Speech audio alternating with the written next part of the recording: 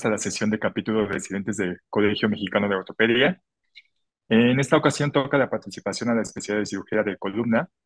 Yo soy el doctor Min-Sung Young y estaré dirigiendo la sesión de esta noche. Agradezco la invitación al doctor Rubén García Linaje. El tema de hoy es sobre la cirugía endoscópica de columna. En lo personal es la técnica más innovadora y mínimamente invasiva que existe actualmente para tratar patologías de columna. La idea es que los residentes y médicos en formación conozcan y tengan una introducción breve sobre la cirugía endoscópica de columna y sobre diferentes abordajes y técnicas que se han desarrollado en los últimos años. Esta noche tenemos a excelentes ponentes, son líderes y maestros en cirugía endoscópica de columna, como doctor Alfonso García, doctor Félix Domínguez, doctor César Alcántara, doctora Liliana Gómez y el doctor Martín Betancourt. También tenemos colaboración con Colombia como un país invitado en esta sesión. Tendremos la participación de la doctora Carolina Ramírez, quien nos apoyará con su plática el día de hoy. Sin más, agradezco su presencia y espero que disfruten de esta sesión. Muchísimas gracias.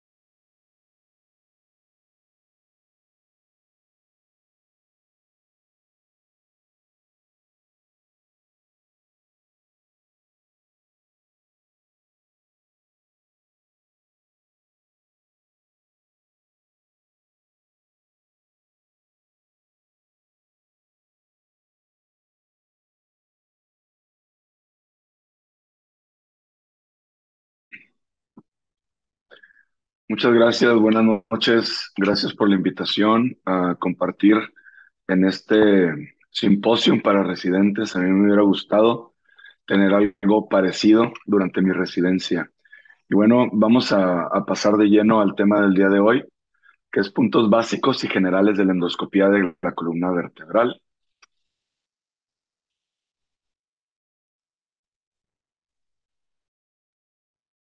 Por alguna razón no pasan, pero ahí estamos ya. Vamos a hacer un recorrido por los antecedentes, un poco de historia de la endoscopía de columna. Seguiremos con los tipos de endoscopía, finalmente con anestesia, que se refiere a las posiciones del paciente y opciones anestésicas, y finalmente un mensaje de despedida. El objetivo del curso es definir a la endoscopía de columna como una opción quirúrgica, describir los diferentes tipos de abordajes, compartir el alcance y zonas de seguridad de esta plataforma quirúrgica.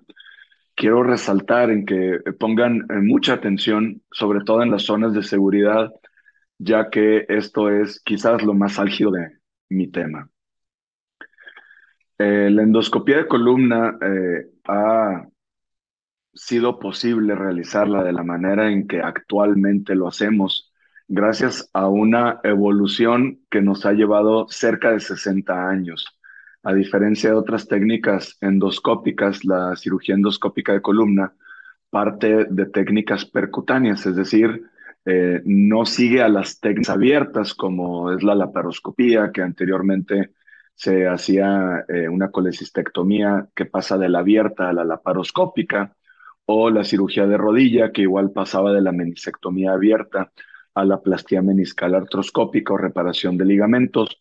En este caso, la cirugía de columna parte de procedimientos que se hacían con la ayuda de visualización de equipos de rayos X y que posteriormente pudimos evolucionar a introducir una cámara a través de estos mismos abordajes. Se le atribuye al doctor Anthony Young, el inventor del endoscopio con canal de trabajo moderno. Sin embargo, trabajos en paralelo por ahí de principios, mediados de 1990, en Argentina, el doctor Di Anthony empieza a realizar sus primeros trabajos sobre lo que hoy conocemos con la endoscopía biportal. El reto al que hace, digamos, ruido la endoscopía de columna es encontrar un camino lo suficientemente amplio, dejando una mínima huella. Recuerdo muy claro que en mis principios, cuando acudía a los primeros talleres de endoscopía, todos los cirujanos que exponían su tema decían que la curva de aprendizaje era prolongada y que era muy ascendente. Sin embargo, a lo largo de los años que tengo practicando esta técnica, que ya van a ser cerca de 10, realmente puedo compartirles a ustedes con toda seguridad que es una mezcla de tiempo y motivación. En realidad, la curva de aprendizaje es personal, todos aprendemos a un ritmo distinto, pero la combinación que se requiere es que ustedes inviertan el tiempo necesario para que lleguen al punto ideal y que puedan realizar su primer procedimiento y sobre todo que se mantengan motivados durante este tiempo.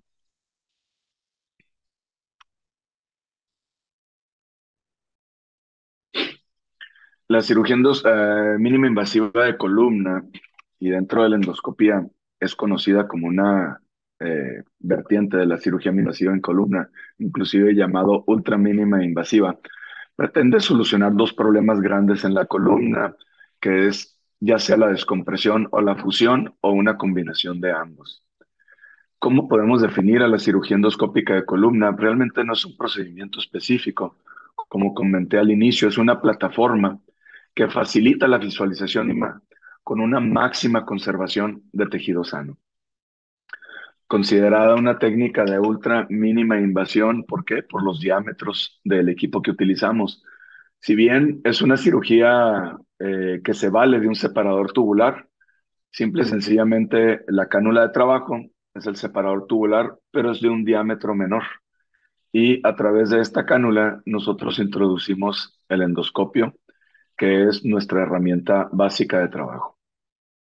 La evolución pretende cada vez generar menor morbilidad, definitivamente con la ganancia del desarrollo en mayor tecnología para poder realizar esto.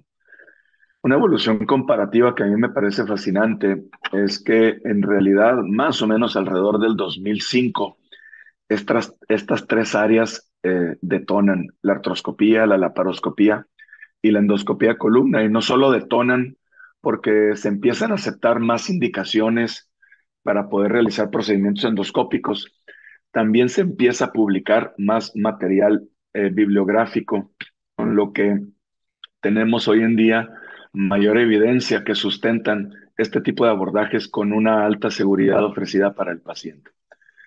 Realmente todo se reduce a esto. ¿Qué herramienta de trabajo me permite ver mejor la patología?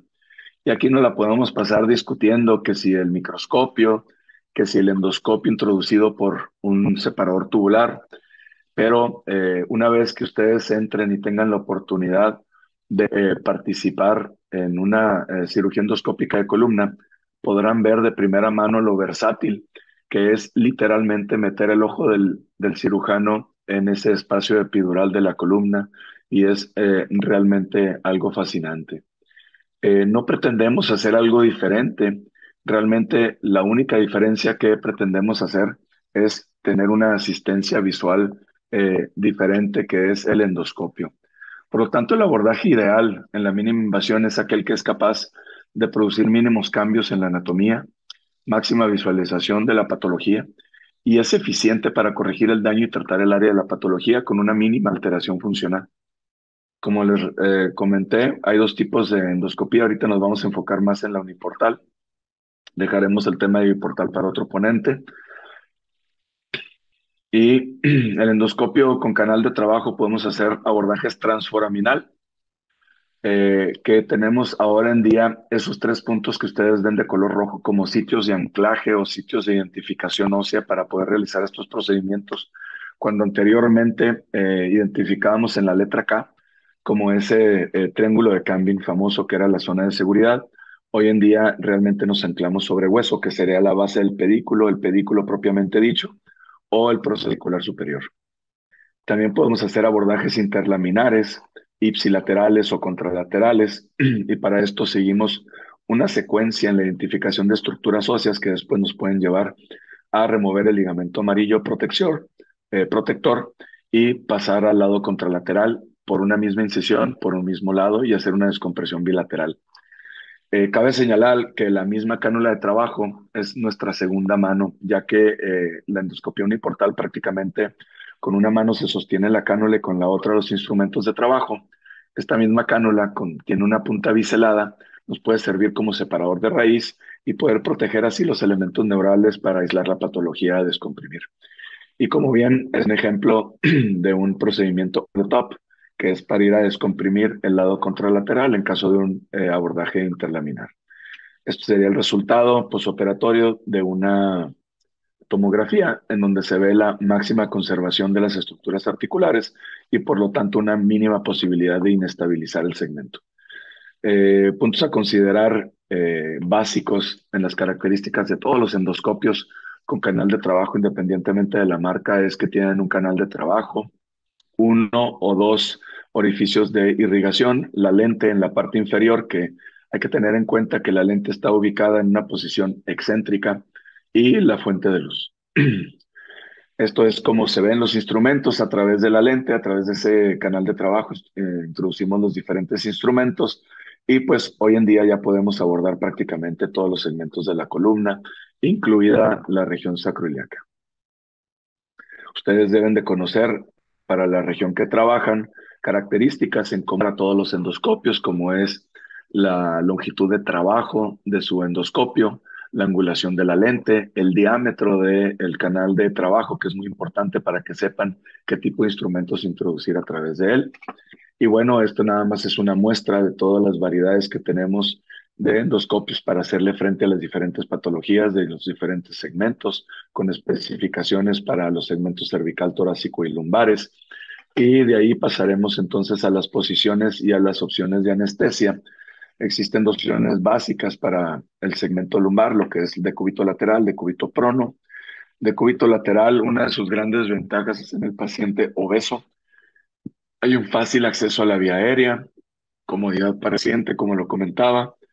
Se aleja el saco dural, ya que ustedes accesan del lado que está inmediatamente por encima en la posición de decúbito prono y se puede realizar de forma transoperatoria la maniobra de la SEC para pues pedirle al paciente que nos verifique si se ha quitado el dolor o datos de neurotensión.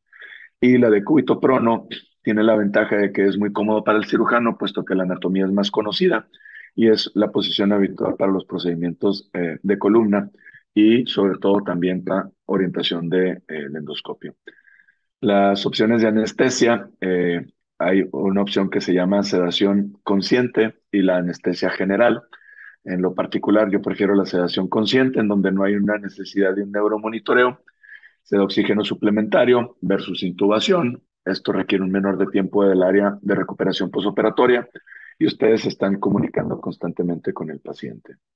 La anestesia general requiere de neuromonitoreo, mayor tiempo en sala de recuperación, puede requerirse en casos especiales en donde el anestesiólogo no está familiarizado o realmente no está disponible. Complica la anestesia local, el anestésico preferido es la lidocaína al 1%. No me voy a meter en mucho detalle de cómo se administra, pero en regla general se administra anestésico en la piel, tejido celular subcutáneo, en todo el trayecto donde se introduce la cánula, en la región transforaminal y un poco en el disco si nosotros vamos a accesar el disco. Eh, para la vía transforaminal se prefiere la anestesia local más sedación consciente, la vía interlaminar dependiendo de la destreza del cirujano, local más sedación consciente o general o bloqueo regional. Y para la cervical, su gran mayoría es una anestesia general, aunque aquí lo señalo como local y sedación consciente nada más por que me gusta mencionar que tenemos por ahí un compañero faculty en Nueva York que los hace con anestesia local y sedación consciente. Obviamente para la cervical anterior y para la cervical posterior, anestesia general. Puntos para residentes, bien importante, y los cirujanos que nos están viendo, los puntos de seguridad en el acceso transforaminal. Obviamente cada acceso tiene sus puntos de seguridad, pero me voy al más básico.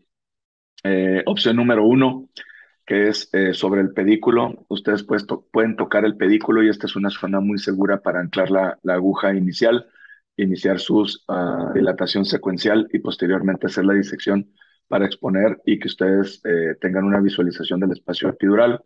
La otra opción es el proceso articular superior y finalmente la base del pedículo. Lo que está señalado con zona verde es una zona de alta seguridad. Eviten, por favor, meterse más allá de la zona verde o si ustedes quieren dividir el disco en dos, hacia la zona norte del disco, ya que es terreno de la raíz de salida y si no están familiarizados con el área, fácilmente pueden hacer algo de compresión sobre el ganglio de la raíz dorsal o inclusive dañar la raíz de salida o provocar un sangrado de esos vasos satélites que acompañan a la raíz. Por lo tanto, lo señalamos ahí de color rojo, la zona de alto riesgo. Esto déjenlo al último en su procedimiento. Entonces, el paso uno sería identificar esta zona ósea. Yo la identifico plenamente, tomo rayos X para saber lo que estoy palpando. Número dos, palpo el horizonte discal.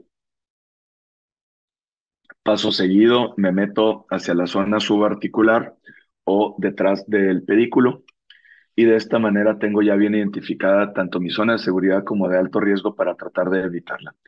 Y les voy a compartir ya para finalizar un caso clínico.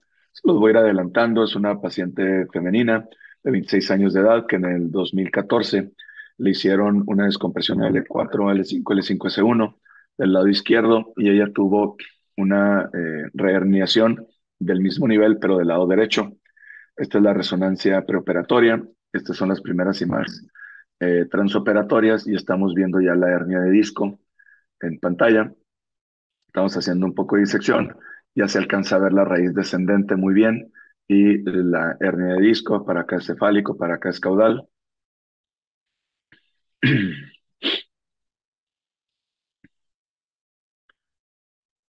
Y aquí estamos entrando perfectamente bien debajo del sacudural, haciendo un movimiento que le llaman de mordida de caimán, en donde en lugar de arrancar el pedazo, lo mordemos y empezamos a girar sobre el propio eje de la pinza de disco. A mí me gusta utilizar esta pinza que tiene un leve ángulo en la punta y me permite entrar específicamente a la zona. Entonces, estamos extrayendo el disco, continuamos viendo la raíz de L5, para acá está el pedículo, el proceso articular superior, la raíz de salida está en esta zona, nosotros estamos trabajando para que tengan un poquitito de orientación en la zona axilar. Seguimos extrayendo fragmentos de disco. Voy a adelantar y este prácticamente es uno de los pasos finales en donde extraigo uno de los últimos fragmentos y hacemos la documentación final con una descompresión total de la raíz descendente. Me meto al espacio subarticular, para acá está la raíz de salida y con esto prácticamente pedículo, base del pedículo, proceso articular superior, zona subarticular, receso lateral. Por esto damos terminado ya el procedimiento y registro con una confirmación de una descompresión completa. Punto final.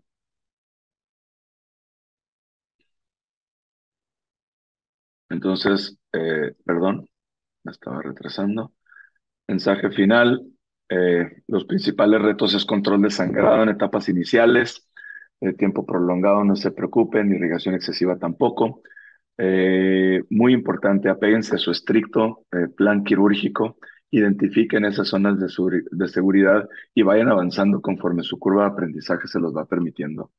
Quiero compartir con ustedes que las aportaciones que hemos hecho desde que terminamos nuestro entrenamiento en el 2015 han sido hechas en varios libros, como el que ustedes están viendo, seguido del libro de mi maestro, en donde aportamos varios capítulos. Y bueno, hemos tenido la oportunidad de participar con algunos de los colegas que van a presentar con ustedes más noche. Cursos diversos en muchos países, en donde hemos instruido ya a más de 250 cirujanos de todo el mundo. Aquí están mis datos de contacto y por favor no duden en escribirme o en contactarme a través de las redes sociales. Agradezco su atención.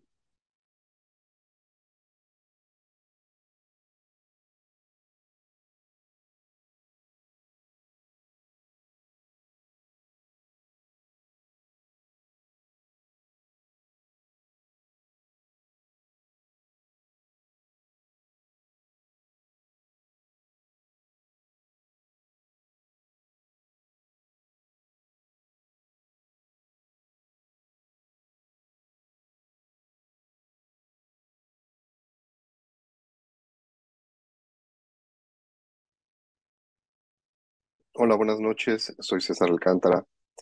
Vamos a dar un poquito de seguimiento a algunos puntos que tocó Alfonso. Realmente, como él nos platicó, mucho es establecer un plan, hacer una buena proyección de qué es lo que queremos. Y todo esto en un abordaje transforaminal endoscópico, uno de los puntos fundamentales es establecer una trayectoria. Esta trayectoria la vamos a empezar con la planeación. Esto lo hacemos con resonancia o con el estudio de imagen complementario a ella que tengan y la colocación correcta de esa cánula de trabajo. Como dijo Alfonso, los puntos de seguridad son una de las claves del éxito en este abordaje. Muchas preguntas que recibimos en diferentes foros es con respecto al segmento L5S1, que efectivamente puede llegar a ser un desafío en ciertos casos, principalmente en aquellos iniciales, pero no nos podemos olvidar que ese desafío también lo podemos tener ya en momentos avanzados de nuestro proceso quirúrgico. Afortunadamente empiezan a aparecer sistemas de navegación de diferente tipo, que esos pueden ser de gran ayuda en casos iniciales y también podemos tenerlos en casos complejos. Otro punto importante en nuestra planeación es localizar ese fragmento que vamos a tratar, tener una localización en los diferentes planos para poder planear esa trayectoria que les mencionaba en un inicio. Esa trayectoria la podemos conseguir con diferentes tipos de abordaje. Pueden ser abordajes transpericulares, intracanales, intradiscales, aunque es un poco discutido el transgredir el anillo. Podemos hacer incluso abordajes contralaterales o abordajes de extremo lateral. Si revisamos la literatura, como platicó Alfonso, que ha ido modificando a lo largo de los años, podemos ver que se manejan como distancias a partir de la línea media que empezaban a manejar como estándar, pero lo que nos hemos dado cuenta es que todas estas distancias realmente van a depender de paciente a paciente, principalmente enfocados a la cantidad de tejido celular subcutáneo que tenga el paciente, y lo recomendable es hacer una planeación específica tanto en resonancia como en las radiografías o en las proyecciones iniciales que vamos a tomar con nuestro fluoroscopio, con el objetivo de poder tener la trayectoria ideal que habíamos pensado en nuestro abordaje. ¿Qué es el instrumento inicial para nuestra planeación? Pues la resonancia magnética. Una de las formas en las cuales nos podemos dar una idea de todo este tipo de cosas es en el corte axial. Podemos planear cuál es la trayectoria que queremos seguir y hacer una estimación de la distancia a partir de la línea media en la misma resonancia para tratar de emularla en nuestro paciente. ¿De qué nos sirve también esta planeación de trayectoria? En niveles altos, tener límites de seguridad óptimos para otro tipo de tejidos que pueden poner en riesgo a nuestro paciente. Esos sistemas de navegación que les platicaba en un inicio, realmente se puede ir estableciendo su uso poco a poco conforme lo vayamos necesitando y también con nuestro paciente. Nos puede ayudar a aumentar la precisión en los abordajes, disminuir la exposición a rayos X, que es de las cosas a las que más está dirigido, va a optimizar nuestra orientación y son uno de los factores que se han llegado a mencionar que pueden disminuir la curva de aprendizaje de un médico. Ya que tenemos todo eso y estamos antes de empezar nuestra cirugía, debemos de verificar nuestro equipo, que sea congruente el flujo de agua que estamos teniendo, tomando en cuenta la presión que tenemos programada en nuestra bomba, ya que si las bombas no están bien calibradas, podemos tener flujos inconstantes o flujos inadecuados, los cuales pueden estorbarnos en el momento de nuestra cirugía. Esa trayectoria de la que tanto les hablo, ¿cómo la obtenemos? En el fluoroscopio, al obtener las proyecciones que vamos a necesitar durante todo nuestro procedimiento, irlos pintando en la piel y eso lo que nos va a dar es un punto de inicio. Ese punto de inicio en la piel lo establecemos en el fluoroscopio hacia cuál va a ser nuestro punto final durante ese abordaje. Yo en este caso prefiero abordar en forma oblicua. Es un abordaje que puede ser muy rápido, como ven del lado izquierdo, y una vez que tenemos la aguja colocada, nuestra proyección AP, podemos afinar nuestros límites de seguridad en ambas proyecciones y verificar que ese abordaje esté en el sitio donde habíamos planeado que esté. Este abordaje, como lo platicó también Alfonso, está muy enfocado en las características anatómicas que describió el doctor Cambin en su triángulo y siempre mantenernos en esos límites de seguridad al momento de nuestro abordaje, que en este caso, en una proyección AP, sería no pasar la línea pedicular media y en la proyección lateral todos esos puntos de seguridad que nos mencionó Alfonso.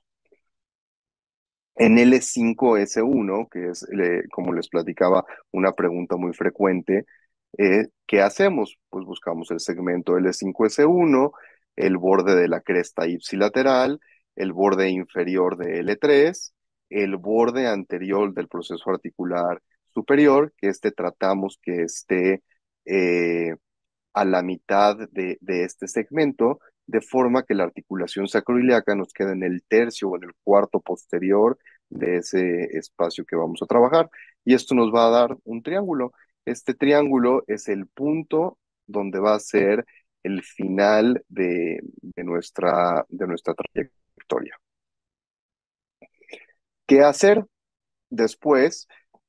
Es el trabajo en el neuroforamen. Este trabajo habitualmente también lo analizamos en el momento preoperatorio y nos va a dar un abordaje con o sin foraminotomía.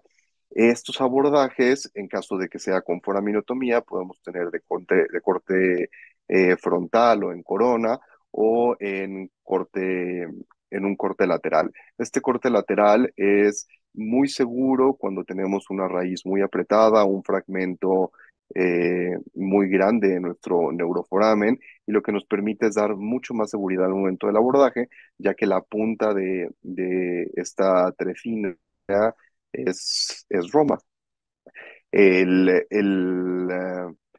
La inserción de esos dilatadores son de forma progresiva, de forma muy suave, con el objetivo de colocar o darle camino a ese portal del trabajo. Otra cosa a la que no estamos tan familiarizados es revisar la anatomía del neuroforamen, ver cuáles son nuestros límites óseos, en qué estado están esos límites óseos, límites en tejidos blandos, ver nuevamente ese análisis de la patología que queremos tratar y el contenido de ese neuroforamen. Principalmente la vasculatura intraforaminal y los ligamentos foraminales son estructuras que en un inicio pueden provocarnos ciertas dudas de qué es lo que estamos viendo, pero poco a poco en esa curva de aprendizaje que mencionó Alfonso los vamos a identificar eh, cada vez mejor. La posición del paciente, mismas características que comentó Alfonso, y esos límites de seguridad que comenta es por esto. Nuestro punto más sencillo o más fácil de palpar va a ser todo este arco que se va a formar con la base del pedículo, todo el proceso articular superior y va a terminar hacia la faceta. Lo más fácil de palpar es este borde del proceso articular y eso nos va a dar una zona de seguridad en nuestro campo quirúrgico. ¿Qué hacemos o cómo lo hacemos? Esto que les acabo de decir, tenemos una patología foraminal que no nos deja ver a la perfección, empezamos a palpar y con la radiofrecuencia vamos tocando y al mismo tiempo vamos haciendo disección hasta que tengamos la visión directa de esta estructura. En caso de que hubiera duda que puede pasar en un inicio, siempre podemos recurrir a la fluoroscopía para estar seguro que lo que estamos palpando y estamos viendo sea realmente correcto y seguir haciendo el trabajo óseo que necesitemos en caso de que sea necesario. Nuevamente, tomando las diapositivas que presentó Alfonso, esa palpación de estructuras que coincida en nuestra imagen endoscópica y en nuestra imagen fluoroscópica les va a ayudar a tener mucho más seguridad de las cosas y palpar en ambas direcciones, hacia caudal y hacia cefálico, y también nos va a permitir evaluar el final de nuestra descompresión en su momento. Nuevamente vamos a finalizar un poquito con un caso clínico en cómo se ve aquí. Tenemos nuestra patología a tratar, establecemos cuál va a ser el tipo de abordaje que vamos a hacer y una vez que tenemos el endoscopio adentro, empezar a ver estructuras. Aquí tenemos nuestro fragmento póstero-central que va que nos va permitiendo ir modificando nuestra trayectoria, en este caso profundizándola. Podemos ver el saco dural ya mucho más cerca de nosotros, con técnicas que tenemos para hacer esa medialización del, eh, de la valva, hacer una disección Roma de ese fragmento, también ayudándonos a tener un campo limpio, haciendo hemostasia en caso necesario. Aquí lo que estamos haciendo es hacer una adherenciolisis epidural, que es también otra causa descrita como factor de dolor, y pues ir despegando toda nuestra patología, despegarla también de todo el ligamento longitudinal posterior y hacer una disección de ese fragmento y una extracción del mismo con el objetivo de liberar esos elementos neurales que habíamos decidido tratar. Una vez que tenemos toda la descompresión hecha, podemos ver el comportamiento del saco dural. En este caso se puede ver la raíz de paso contralateral, el saco dural. Podemos incluso documentar qué tan mediales o qué contralaterales estamos con nuestra punta de radiofrecuencia, tomar una imagen de fluoroscopía. Esto es otro elemento más de seguridad de que todo esto está descomprimido, extra a la imagen que estamos teniendo. Podemos ver raíces ahí contralateral de paso, sacodural y la ipsilateral con el fragmento ya retirado. Y si se fijan, prácticamente no se transgredió el disco o el borde posterior del disco. Este es el abordaje que tenemos, bueno, la herida quirúrgica que hace en contra de la otra que teníamos. Y bueno, realmente el tiempo puede ser un poco subjetivo, realmente hay que hacerlo con cuidado, teniendo en mente siempre cuáles son nuestros objetivos de tratamiento y de la patología. Se hablan o nos preguntan también un poco de limitantes, que si el tamaño del quirófano, el lugar en el que se haga. Realmente el equipo endoscópico que usamos es el mismo, se puede trasladar a diferentes regiones, en diferentes tipos de hospital, que nuestra base pues, realmente somos nosotros y nuestro equipo quirúrgico. Puede ser factor el entorno en el que nos desenvolvemos, pero el objetivo puede lograrse. ¿Qué les podría platicar? Como final de esta sesión, hay que elegir muy bien al paciente, hay que tener un punto de entrada y un punto final con una trayectoria muy bien planeada en esa planeación preoperatoria que habíamos platicado. Nunca olvidarnos de hacer trabajo óseo, no tenerle miedo a ese trabajo óseo para lograr una descompresión exitosa, tener imágenes óptimas en nuestro fluoroscopio y pues lo demás va a depender de nosotros. Muchas gracias.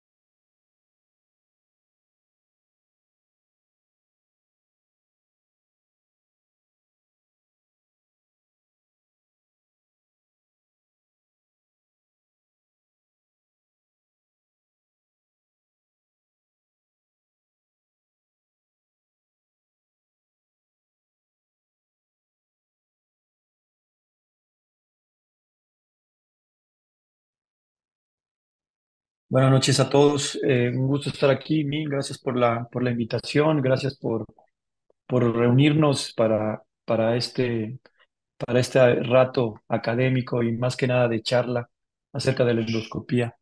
Yo voy a hablar de la otra variante de la endoscopía. Estamos todos hoy hablando de, como dijo Alfonso, de endoscopía uniportal, no de biportal, pero esta es la otra posibilidad que tenemos para tratar la patología de la columna vertebral y son los abordajes interlaminares, que paradójicamente podríamos pensar que son más sencillos porque conocemos la anatomía del espacio interlaminar perfectamente bien, pero a diferencia del abordaje transforaminal, sin embargo, en mi opinión, debe iniciarse haciendo los abordajes transforaminales que ya explicó muy bien César y posteriormente continuar con los interlaminares única y exclusivamente por la familiaridad que podamos o no tener y el manejo y control que tengamos del propio endoscopio. No tengo conflictos de interés. Esa es una máxima y esto espero que les quede muy claro, que la cirugía endoscópica de columna no lo es todo en la cirugía de columna vertebral. Es decir, tengan en mente que no todo se puede tratar con endoscopía, que sí el abanico de posibilidades va creciendo en función de la habilidad que ustedes van adquiriendo y la experiencia. Sin embargo, es una herramienta más que tenemos que tener en nuestra caja de herramientas. Entonces vamos a recordar un poco de la configuración de la sala quirúrgica que ya lo vieron, identificar la importancia de la angulación del arco en C para lograr una mejor ventana, que ese es nuestro sitio quirúrgico, y definir la secuencia de pasos para el acceso interlaminar, que pueden ir teniendo algunas variaciones, pero que en la medida que ustedes respeten cada uno, podrán ir avanzando mucho más rápido cada vez en sus procedimientos. No olvidar que la cirugía endoscópica interlaminar, a diferencia de la transforaminal, está sujeta totalmente al progreso de la tecnología y eso nos ha permitido acceder a mayor cantidad de procedimientos y hacer mejores descompresiones, simple y sencillamente porque los endoscopios han ido evolucionando tanto en su diámetro externo como en su canal de trabajo. Actualmente tenemos endoscopios de tercera generación, en donde tenemos canales de trabajo de 5.5 y hasta de 7 milímetros. Y esto nos permite, obviamente, utilizar instrumental mucho más grande. En un principio, los endoscopios, el canal de trabajo era de 2.7 milímetros y eso era un problema porque teníamos instrumento tan pequeño que básicamente podríamos acceder solo a las hernias de disco. ¿Qué es lo que se puede abordar por el abordaje interlaminar? Bueno, pues todo lo que está por arriba prácticamente del proceso de la base del proceso articular superior o del techo del foramen. Podemos abordar todo por vía interlaminar, descompresiones unilaterales, descompresiones de estenosis de foramen, de receso lateral, descompresiones unilaterales con una descompresión, abordajes unilaterales con descompresiones bilaterales, etcétera. Para esto tenemos diferentes tipos de endoscopios y sin hacer comercial a la marca, bueno, tenemos endoscopios para conductos centrales o endoscopios para hernia de disco o endoscopios que nos funcionan de una manera mucho más versátil y todo está en función del tamaño. El diámetro del endoscopio define la movilidad que puedan ustedes tener dentro del canal. Entonces, bueno, de las indicaciones, las hernias de disco que pueden estar prácticamente en cualquier localización y para eso hay que ser muy claro en la indicación y en analizar el tipo de hernia para ver a qué podemos nosotros llegar con un abordaje interlaminar, sobre todo cuando estamos empezando. Y lo otro es todo aquello que conlleva el proceso degenerativo propio de la columna, la estenosis central, del receso lateral o foraminal, quistes sinoviales, que se vuelven por su complejidad en procedimientos que tendremos que ir haciendo mucho más adelante. No olvidar que hay una nomenclatura. La idea de esta nomenclatura es hablar un mismo idioma, es decir, describir los procedimientos que hagamos de una misma manera, de tal forma que vayamos haciendo una roncha mayor de bagaje literario en relación a la endoscopía y entonces sí poder empezar a publicar ya no solo casos anecdóticos o casos de técnica quirúrgica exclusivamente, sino casos que tengan un nivel de evidencia mucho más de mayor impacto. La localización de la hernia, que bueno, esto ya todos ustedes lo saben, si está puede ser de un solo lugar, puede estar en varios lugares una misma hernia de disco, y a esto me refiero cuando tenemos hernias de disco que están migradas, extruidas o con secuestros. Indicaciones para el abordaje interlaminar, otra vez, hernias de disco migradas, hernias, estenosis del receso lateral, que lo considero para un intermedio, es decir, alguien que ya tiene experiencia en transforaminal, y los procedimientos más avanzados, que son hernias de disco secuestradas, la estenosis del foramen y del conducto en la parte central.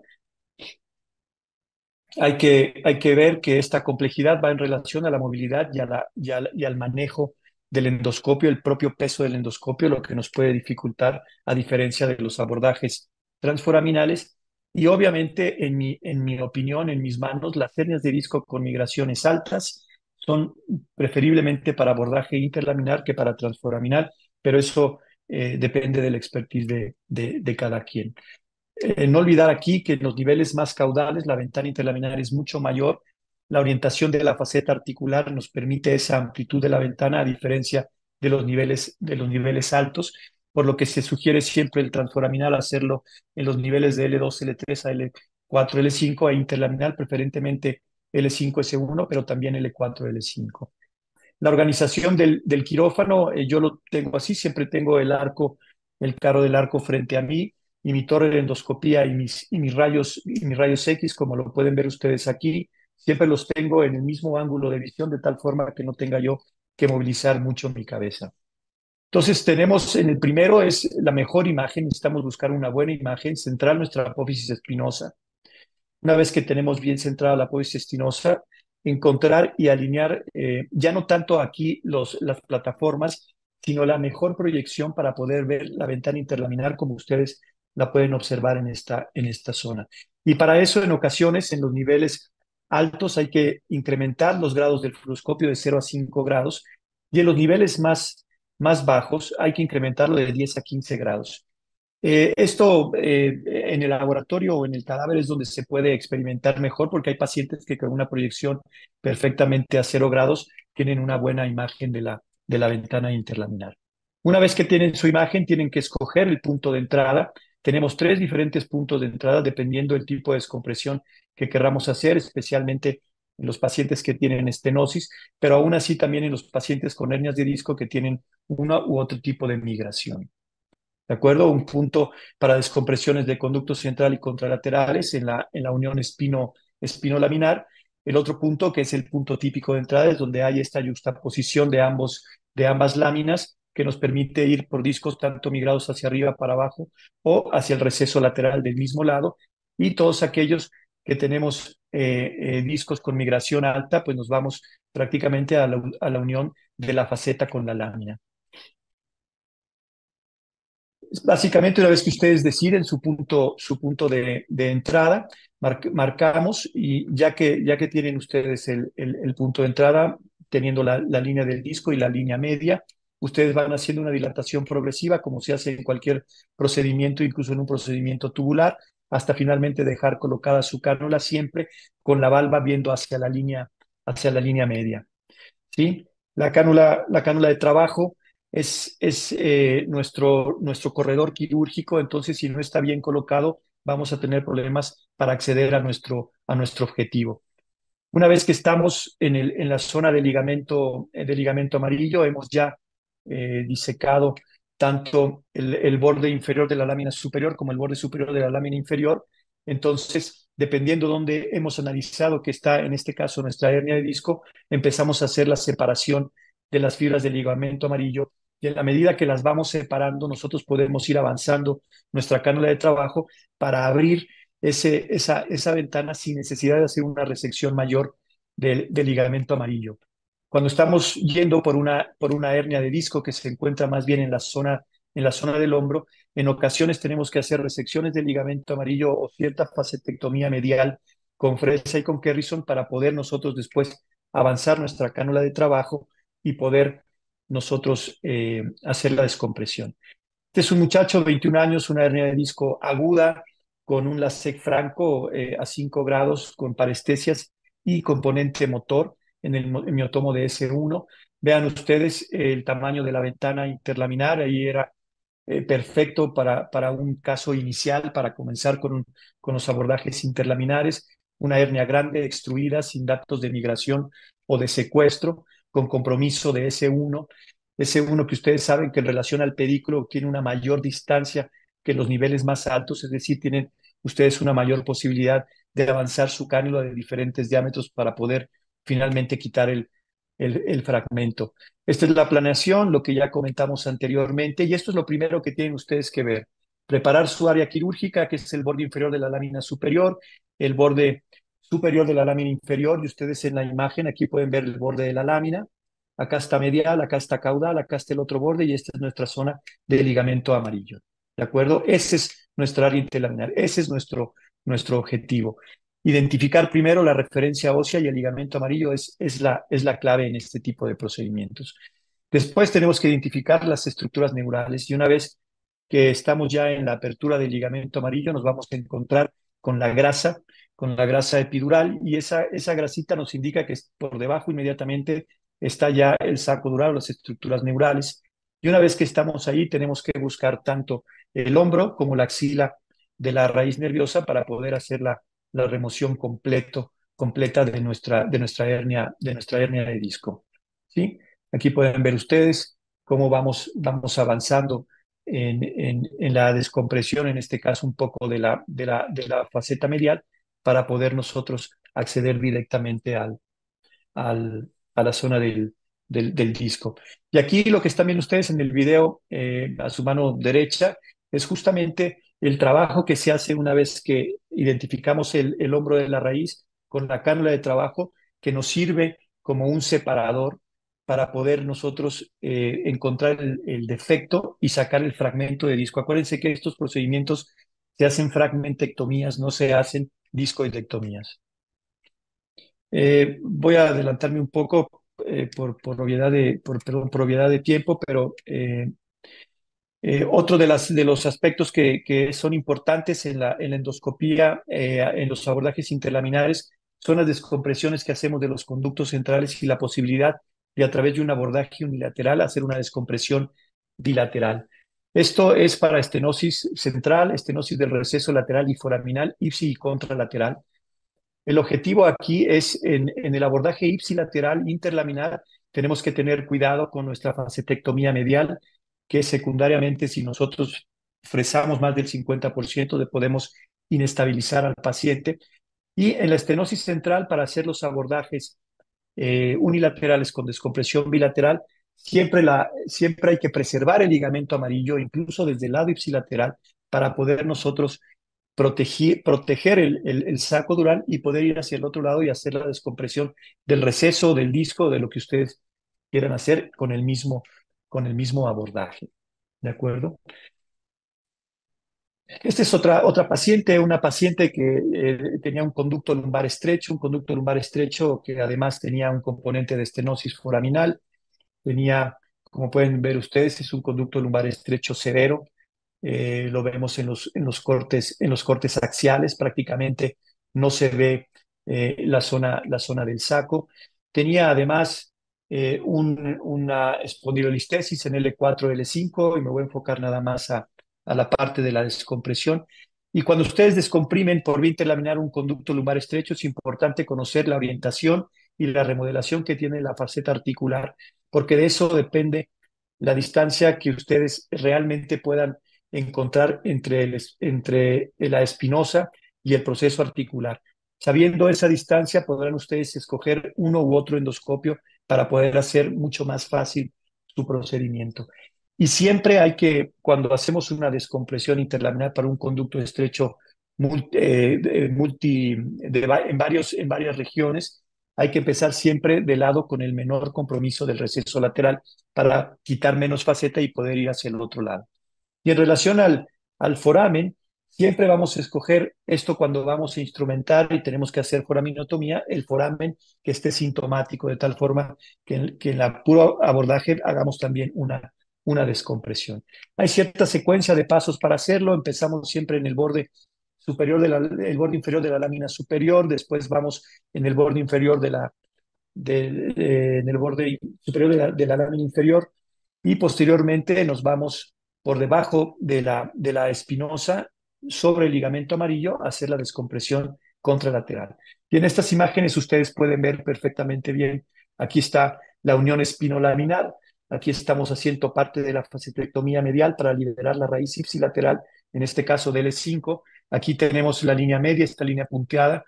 En la línea punteada hacia las 11 está el espacio contralateral. Y finalmente, ya en el espacio contralateral, una vez que hemos disecado el ligamento amarillo y rebajado la lámina, encontramos la inserción del ligamento amarillo en el proceso articular superior contralateral. Y una vez que lo retiramos, podemos ver perfectamente la raíz contralateral, el saco dural y en la panorámica el conducto completamente descomprimido. Este es el resultado posquirúrgico de la ventana que se logró. Esto último imagen es nada más para recordarles que hay que preservar lo máximo de la faceta articular, ¿de acuerdo? Y que siempre cuando tengan una afección unilateral del receso lateral o de una sola raíz, en donde tengan que hacer mayor fresado de la faceta, es preferible entrar del espacio contralateral. Siempre trabajar el hueso primero. Y como ya lo mencionó César, selección del paciente es una cosa importantísima. Lo otro es hacer un plan preoperatorio muy específico y muy dirigido. La endoscopía es muy dirigida. Las imágenes son fundamentales. Bajen con el radiólogo, vuelvan a hacer otro estudio hasta que encuentren ustedes el punto donde quieren entrar y tenerlo siempre en mente. Su punto de entrada es el 50% del éxito del procedimiento y el trabajo del hueso debe ser siempre antes, como ya lo dijo César. Acuérdense que no todo lo que brilla es oro, tómense su tiempo, es una curva lenta, pero es apasionante. Muchas gracias.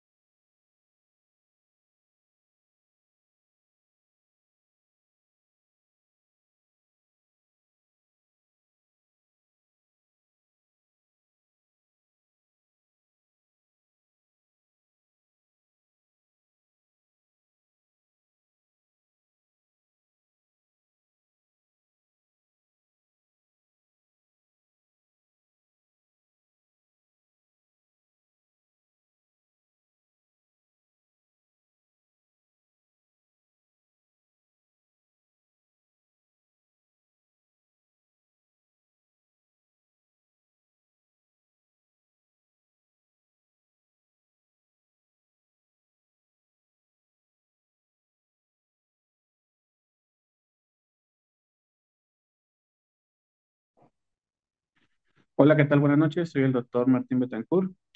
Es un gusto estar aquí con ustedes acompañándolos. Min, muchas gracias por la invitación. Excelentes ponencias que ha habido a lo largo de estas charlas. Vamos a hablar un poco sobre lo que es el abordaje endoscópico, pero ya enfocado a lo que son las hernias extraforaminales, es decir, un abordaje meramente extraforaminal. Siguiente, por favor. Bien, los contenidos, vamos a hablar con la introducción, enfocarnos lo que es y qué tanto es la frecuencia y clínica de nuestro paciente con hernia extraforaminal, la técnica quirúrgica como tal, que no va a variar mucho las foraminales, tiene sus puntos importantes, pero van a ver la semejanza que tiene con las demás, y la prevención de las complicaciones. Siguiente, por favor.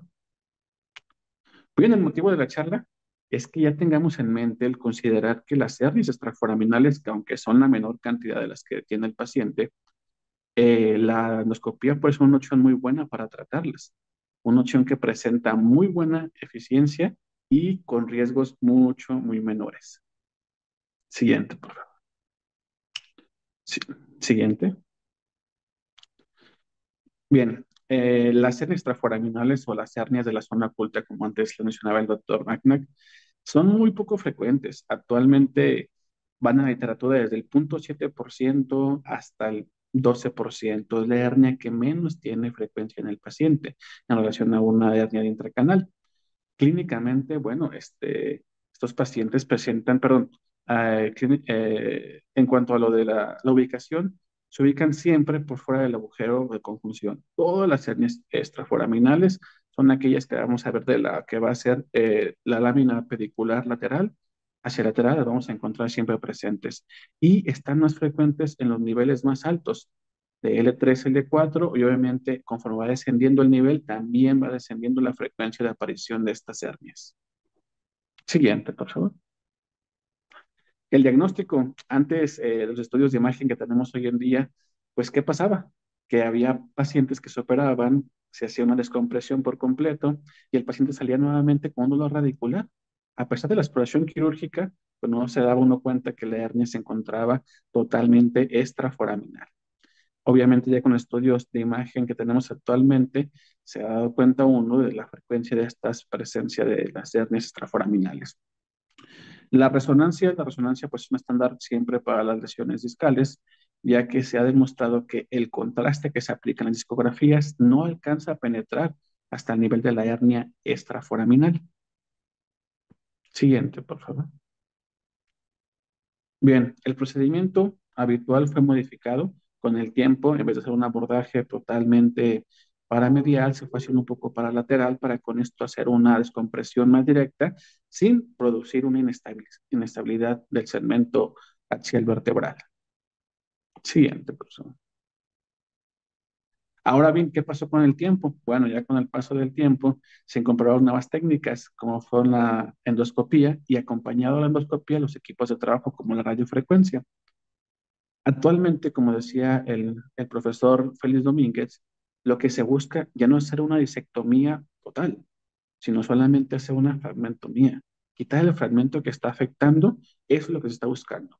Recordar que el disco no solamente va a mantener altura, sino mantiene una estabilidad en el eje antero-posterior de la columna vertebral. Entonces, si quitamos solamente el fragmento que está produciendo el daño, esto va a producir mejora de los síntomas sin problemas de inestabilidad de nuestro paciente. Siguiente, por favor. Bien, en cuanto a la diferencia con el abordaje transforaminal convencional, con el abordaje extraforaminal, hay algunas pequeñas cosas a tratar. Número uno, pues el punto de entrada suele ser más medial. ¿Esto por qué? Por la inclinación que vamos a tener para poder lograr acertar en el espacio donde se encuentra la hernia. El ángulo, por lo tanto, suele ser mayor pronunciado, tomando como el paralelo al horizonte, es mayor la angulación. Puede ser incluso hasta 45 o 50 grados. Y obviamente la técnica de fragmentomía solamente va dirigida a quitar la parte que está en contacto con la raíz nerviosa. Por lo general no se invade tanto en la parte intradiscal, sino solamente el segmento que está afectando. Siguiente, por favor. La presentación clínica. Siguiente, por favor. Bien, el cuadro clínico. Nuestros pacientes, el dolor más que ser axial es un dolor casi meramente radicular. Aquí la hernia extraforaminal va a dar compresión a la raíz emergente o de salida de ese mismo nivel. Una hernia extraforaminal en 3-4, pues nos va a dar un dolor a niveles de dermatomo L3.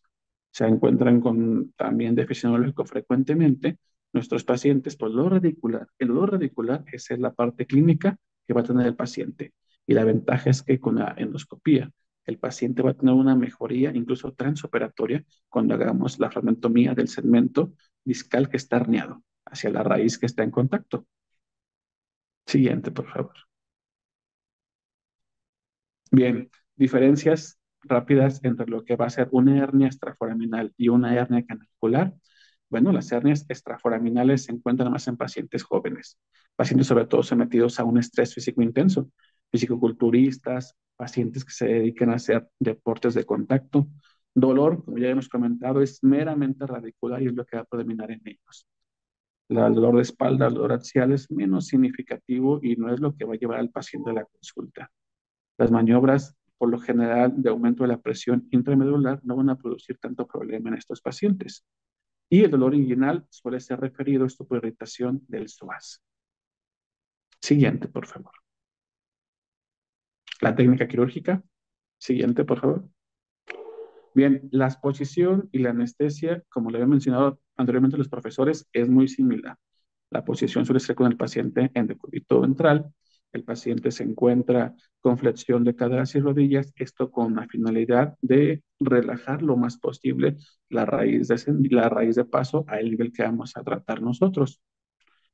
Se suele manejar por la cuestión de que el dolor es más radicular, hacer una sedación selectiva, una sedación superficial para que el paciente esté consciente todo el tiempo y nos pueda referir cuando tengamos un riesgo de lesionar la raíz. Estos pacientes, la hernia está casi en contacto directo con la raíz y es quizás la hernia que tiene mayor riesgo de lesión radicular con el abordaje que hacemos para tratar las hernias extraforaminales. Siguiente, por favor. El punto de entrada, como lo comentó el profesor Domínguez, es importantísimo tener la resonancia. Tal cual dijo él, si uno planea bien el punto de entrada, ya tiene el 50% de la cirugía. Apoyarnos siempre el estudio de imagen. Trazar una y otra vez la línea con la angulación para el punto en el que queremos llegar. Si llegamos al punto que queremos ofrecer, excelente, ya tenemos la mitad de la cirugía realizada. Siguiente, por favor. La inserción de la aguja no cambia, continúa, sigue siendo el mismo esquema de cómo se hizo en la cirugía transforaminal. Entramos, llegamos al nivel del disco, lo que se busca es llegar siempre al nivel de la línea media pedicular, no pasar más allá de esta. Siguiente, por favor. Bien, aquí podemos ver la diferencia entre los dos ángulos de inserción de las agujas. Vemos que del lado de su pantalla, del lado derecho, izquierdo, tenemos la inclinación que buscamos tener para llegar a una hernia extraforaminal, a comparación de la que va a ser la angulación para la hernia foraminal. Asimismo, cambian las diferencias en la inserción. Pasamos de una transforaminal de 8 a 12 centímetros de inserción a pasar a 5 a 8 centímetros de la línea media vertebral.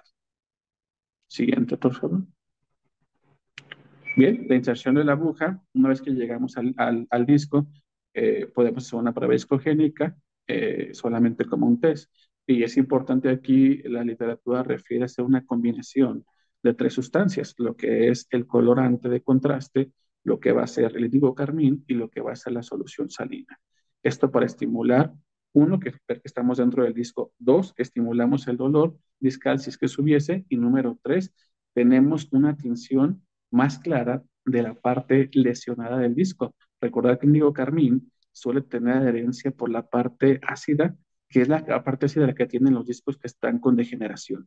Pues va a tener no el disco sano, como lo hace el azul de metileno, que tiene todo, incluso la raíz, sino que el índigo carmín es más selectivo por la parte lesionada del disco. Siguiente, por favor. Bien, el resto del paso es igual. Como mencionó el profesor Alcántara, es pasar los dilatadores poco a poco. Aquí sí es recomendable, ¿por qué? Porque lo que vamos a buscar es hacer una referencia progresiva de la raíz por fuera para evitar lesionarla. No olvidar que este abordaje extraforaminal es el que más puede lesionar la raíz eferente, la raíz de salida. Siguiente, por favor. Bien, ya dentro a nivel del endoscopio, bueno, vamos a hacer una limpieza del campo quirúrgico utilizando siempre la radiofrecuencia. Contrae y limpia, y si hay sangrado, lo vamos a ir coagulando. Recordar que el índigo carmín nos va a teñir de azul la parte afectada solamente. La parte sana, por lo general, no se teñe de este azul clarito. Una vez que entramos dentro del disco, si quisiéramos aumentar el rango de tamaño de la apertura discal, importante utilizar pinza tipo Carrison o radiofrecuencia para dar mayor espacio. Siguiente, por favor. Bien, aquí tendríamos cómo es lo que vamos a hacer nosotros para poder estar sacando mayor cantidad de disco. Importante recordar, lo que vamos a buscar aquí nosotros no es hacer una descompresión total. Lo que buscamos es quitar el fragmento que está dando contacto directo con presión a la raíz emergente. El resto, por lo general, no vamos a entrar en la región intradiscal. Siguiente, por favor. Bien, es muy importante que una vez que hagamos una extracción del segmento que está dando compresión a la raíz emergente, con el mismo palpador de la radiofrecuencia, buscar que haya una liberación completa, hacer una generosa disección roma para con esto buscar liberar la raíz. Siempre, siempre revisar que tengamos una buena liberación. Siguiente, por favor. Bien, aquí, bueno, lo que vamos a buscar siempre es que tengamos una buena hemostasia, recordar que no estamos exentos de que haya un hematoma que dé compresión y esto puede hacer que nuestro paciente pueda empeorar su sintomatología.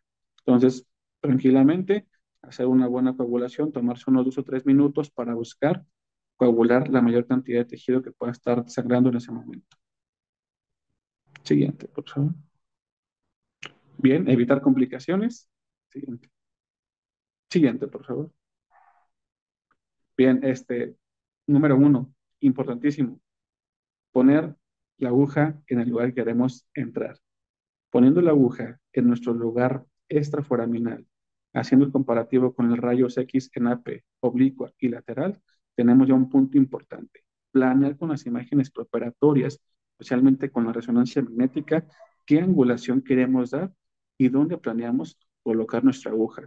Teniendo la aguja colocada, la cánula dilatadora y la cánula de trabajo nos van a dar en el sitio que queremos estar para hacer una muy buena descompresión y quitar correctamente el fragmento. Segundo, siempre se recomienda tintar con índigo carmín para tener una muy buena certeza de qué es lo que estamos quitando, ¿sí? Se puede hacer sin índigo carmín, pero en las etapas iniciales siempre es recomendable usarlo. Ya hasta que tengamos una muy buena confianza y un buen tiempo de experiencia, se recomienda pues que no lo omitamos antes de eso. Y recordar que la fragmentomía va dirigida.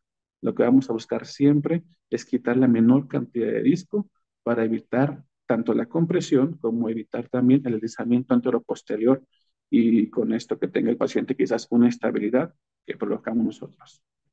Siguiente, por favor. Bien, importantísimo, irrigación continua. Se recomienda acompañarlo también algunas veces con antibióticos para evitar el riesgo de infecciones. Siempre, siempre eliminar lo más que podamos la sangre. Esto nos ayuda a ver mejor y a prevenir un hematoma que dé compresión en un futuro. En caso de que tengamos un paciente que en la cirugía nos refiere a dolor de cabeza, dolor cervical, inmediatamente bajamos la presión, sacamos el endoscopio, sacamos el líquido y reiniciamos nuevamente nuestra cirugía. Esto para evitar el riesgo de que haya una mayor compresión por irrigación al saco dural. Y algunas literaturas refieren dejar el drenaje. Dejar el drenaje por lo menos 16 horas y con esto, si hubiera un sangrado remanente que no nos dimos cuenta o no tuvimos esa precaución de dejar una correcta coagulación, dejar un sangrado con un dren, perdón, de un cuarto nos favorece, de un octavo nos favorece muchísimo para que el paciente prevengamos los hematomas residuales. Siguiente, por favor. Bien, para llevar a casa, importante recordar este procedimiento de la endoscopía para hernias extraforaminales es el procedimiento endoscópico que más puede lesionar la raíz emergente por la ubicación en la que la vamos a tener. Se recomienda siempre hacerlo con anestesia local con una sedación consciente, siempre consciente para que tengamos un control adecuado y evitar una lesión radicular no esperada. Eh, Siempre la ventaja de esta escuela que uno tiene cuando va empezando es que cuando uno tiñe el disco te da mayor tranquilidad y seguridad de que lo que está sacando es disco, no es raíz y yo le recomiendo mucho cuando van empezando a hacer sus cirugías iniciales de endoscopía, si no tuvieran por algún caso indio o carmín, el azul de metileno también es una opción viable en los primeros casos de cirugía endoscópica que tengan en su práctica diaria. Muchísimas gracias, fue un gusto estar con ustedes. Gracias.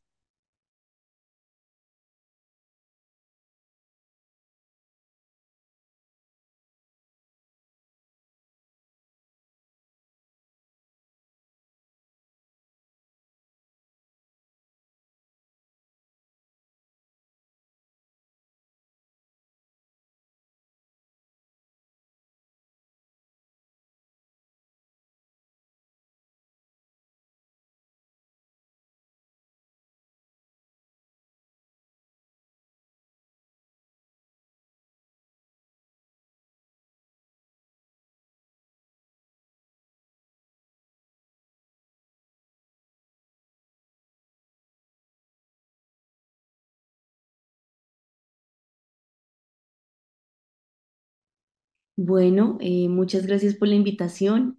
Me presento, yo soy Carolina Ramírez, yo soy ortopedista de la ciudad de Bogotá, en Colombia.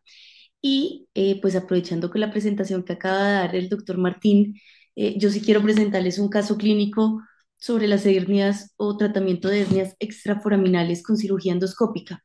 Y escogí este caso porque personalmente creo que es la técnica ideal para este tipo de hernias.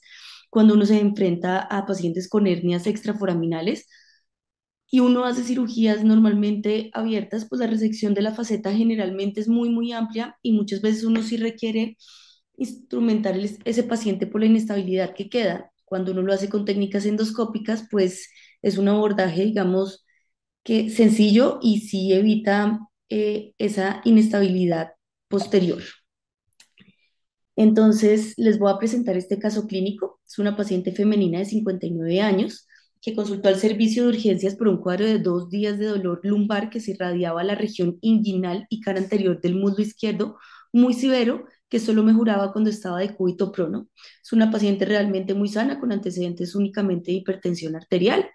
Y como ustedes ven en esta gráfica, les muestro cómo es o cómo la paciente dibujaba su dolor radicular.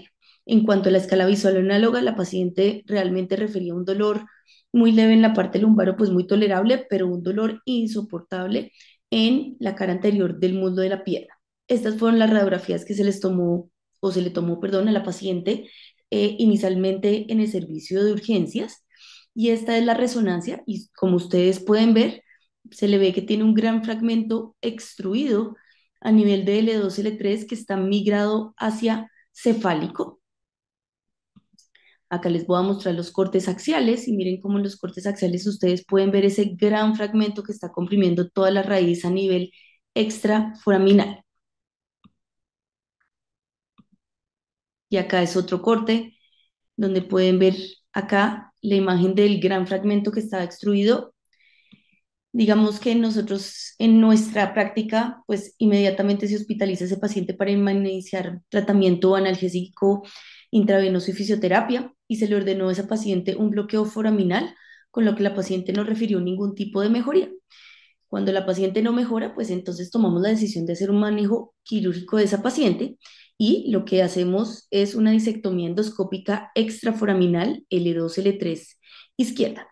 Les quiero compartir este artículo, que es un artículo publicado en Now Spine en el año 2020, que hace como un consenso de todo el tema de nomenclatura de cirugía endoscópica, porque como muy bien han dicho anteriormente, la cirugía endoscópica ha venido creciendo mucho con el paso de los años y cuando ustedes empiezan a buscar literatura encuentran muchas cosas, pero lo que sí solía ocurrir era que como no habían unos nombres o una nomenclatura muy clara, encontrar artículos a veces era difícil porque cada persona nombraba los procedimientos de forma diferente. Entonces, en este artículo dividen la cirugía endoscópica como full endoscópica o asistida por endoscopia. Y en este caso particular, estamos hablando, lo que hemos venido hablando sobre todo en estas charlas, es de full endoscópica.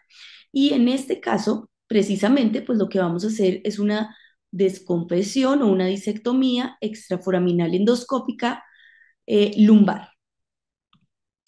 En cuanto a los abordajes, y creo que ya pues lo han oído ustedes anteriormente con todas las presentaciones que hemos tenido, pues realmente lo que hace que una cirugía vaya bien normalmente o que fracase es tener una buena colocación de la cánula de trabajo.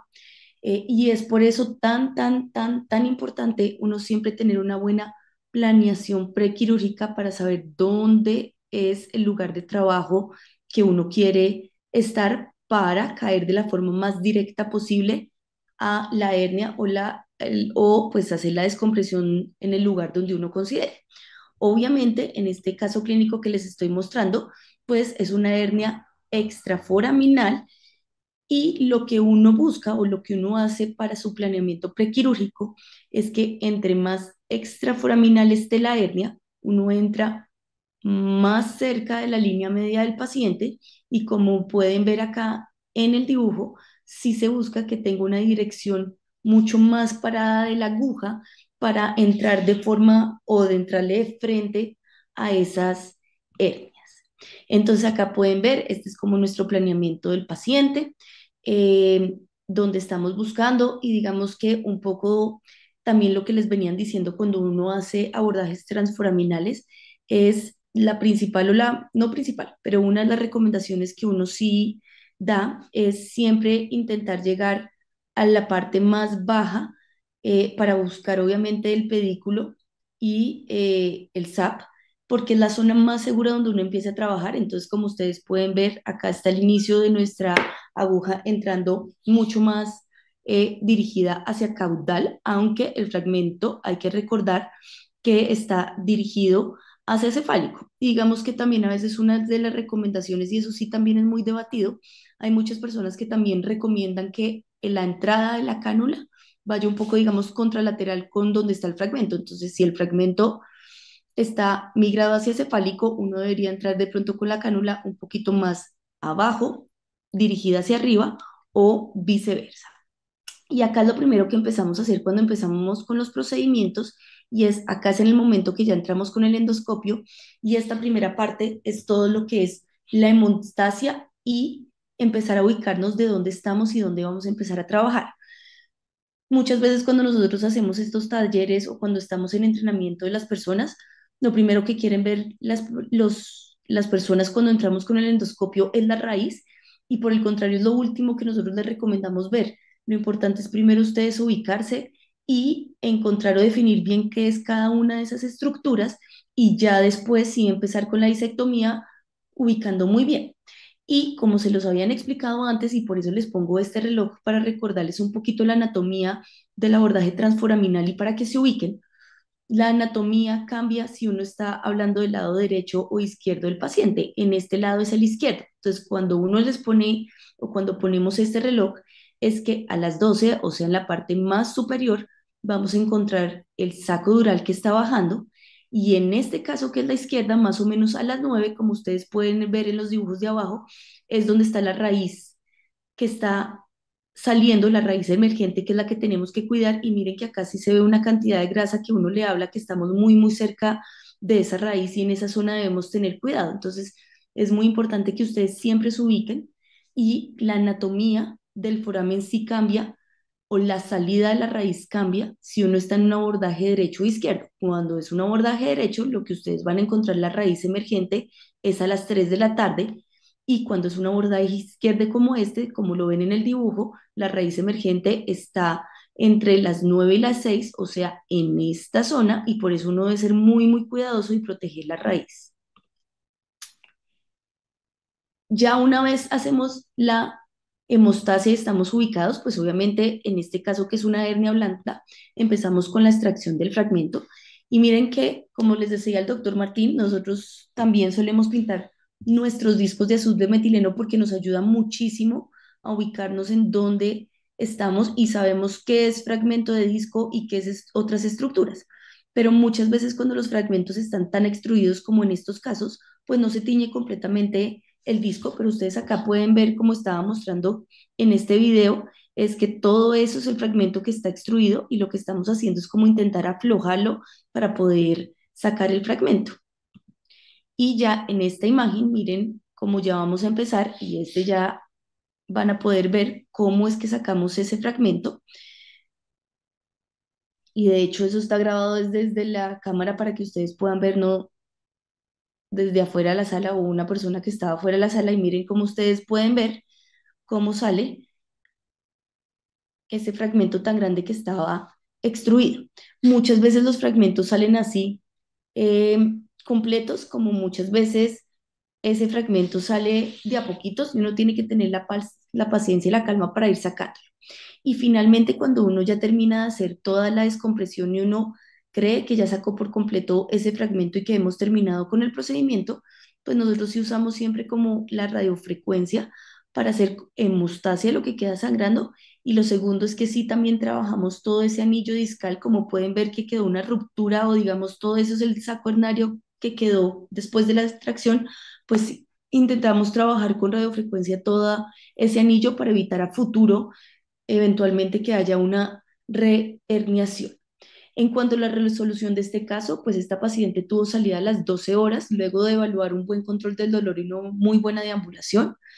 En el postoperatorio inmediato, y eso es importante que lo sepan, sobre todo en las hernias extraforaminales, es muy frecuente que si los pacientes queden con algo de disestesias o como hiperalgesia las primeras semanas del posoperatorio. Entonces esta paciente sí presentó unas disestesias por el dermatoma pues de L2, L3, sin ninguna alteración neurológica, que mejoró con el tratamiento que se le había dejado de pregabalina de 75 miligramos por 3 semanas. Y la paciente tiene hasta el momento un seguimiento posoperatorio de 18 meses, con lo que refiere a una mejoría del dolor del 95%, y pudimos hacerle una radiografía, perdón, una resonancia de control a los 18 meses, donde ustedes pueden ver cómo hicimos una exitosa resección pues de todo ese fragmento que estaba extruido a nivel del foramen izquierdo del L2, L3, y esta es la imagen del corte axial.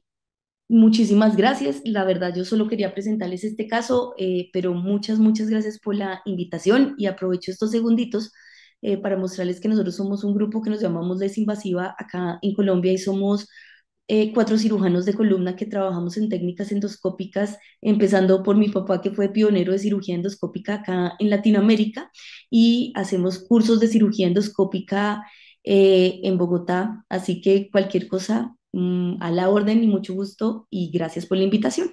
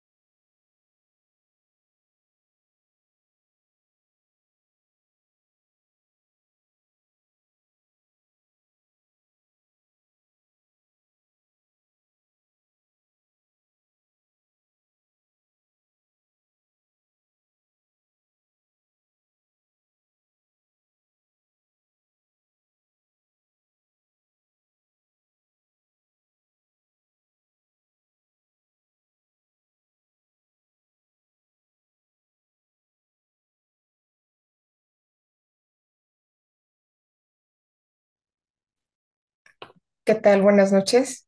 Soy la doctora Iliana Gómez Silva. Soy traumatóloga ortopedista, cirujano de columna vertebral, egresada de Magdalena de las Salinas, y les agradezco mucho la invitación. Doctor Min, muchas gracias. Un placer estar con ustedes.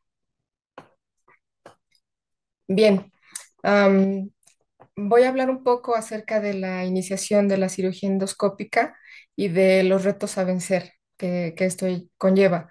Realmente la cirugía endoscópica de columna promete ser un cambio de paradigma en el campo de la cirugía mínima invasiva.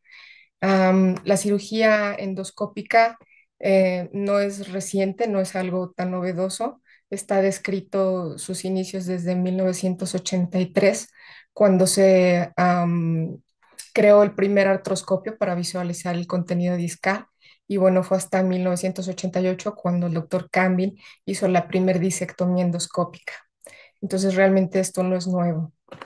Em, Son procedimientos de mínimo acceso a la cirugía de columna. Veremos y haremos un poco de énfasis en las ventajas, que bueno, me atrevo a decir que pueden ser mayores a la cirugía, a las de la cirugía tradicional, porque bueno, con el avance de nuevas tecnologías y de instrumentos y la incorporación de tecnología robótica incluso, esto ha hecho que se puedan realizar mayor procedimiento y abarcar otro tipo de patologías que en algún tiempo previo estaban mermadas, como pueden ser las escoliosis incluso.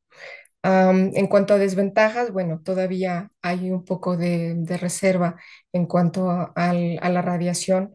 Esto va a ser inherente, sobre todo en las primeras etapas que tenemos como médicos en adiestramiento. Vamos a someternos un poco más a radiación quizás, también a nuestro paciente, y bueno, también en lo que nos adaptamos al manejo del nuevo equipo. ¿Hay limitaciones? Sí, hay limitaciones. Entre ellas están los costos, la misma curvatura de aprendizaje, pero bueno, los retos a vencer, los retos son muy prometedores. Em, Esto conlleva, bueno, a que la utilicemos en múltiples patologías. Pues bien, el objetivo del curso es darles a conocer los aspectos generales de la cirugía endoscópica de columna vertebral, el impacto que tiene en el tratamiento de la patología degenerativa y los beneficios que pueden hacer el cirujano que le ejecuta y que también, pues obviamente, puede resultar beneficiado el paciente. Bueno, ventajas de la cirugía endoscópica, como lo comentábamos, son mayores a las de la cirugía tradicional. Sin embargo, todavía cabe señalar que faltan estudios clínicos, sobre todo, falta que nosotros reportemos casuísticas para realmente sustentar la eficacia de nuestros resultados en cirugía endoscópica. Vamos a hacer un resumen de cuáles son las indicaciones de cirugía de columna endoscópica, que prácticamente, pues creo que se engloban la mayor parte de las patologías, enfermedad discal primaria, enfermedad discal recidivante, síndrome de espalda fallida, estenosis foraminales, las espondilolistesis de bajo grado, resecciones de quistes sinoviales, procesos infecciosos, tumores espinales, desgarros de dura madre también y actualmente pues también manejo de solucionar síndrome de médula anclada.